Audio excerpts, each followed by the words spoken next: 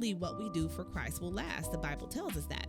So the wealth that I'm securing is partly done because I understand that I have a spiritual assignment, that I'm a spiritual being, and that I've got to use spiritual weapons to secure spiritual territory. Let me say that again. I have a spiritual assignment because I'm a spiritual being, and I've got to use spiritual weapons to secure a spiritual territory. How many of you have a territory? That's a piece of property, something that is supposed to belong to you that you've noticed has been fading away from your possession, something that you are supposed to have, but you don't quite have your hands wrapped around it. Maybe you had it at one time, but now you don't have it anymore. How many people know what I'm talking about? I'm talking about spiritual territory. You're supposed to be walking in peace, but you don't quite have that peace like you used to have. You're supposed to be walking by faith, but you've never, ever quite been able to trust God on that level. This is spiritual territory I'm talking about.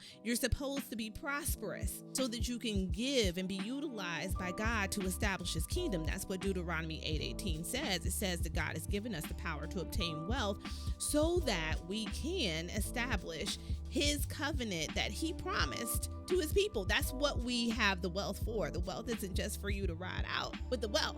Okay, the wealth benefits you, but that's not the primary purpose for the wealth. The primary purpose for the wealth is to establish the kingdom of God. So I have a spiritual assignment as a believer.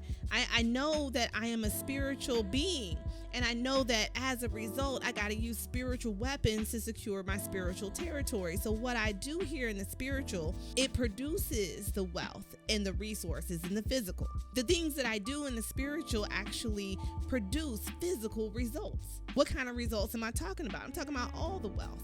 Because if he gives you this vision, he's going to give you provision. If he allows you to see beyond the physical into the spiritual, to understand what your spiritual assignment is, and some of you have this in your life, you've written it down, you know what that spiritual assignment is.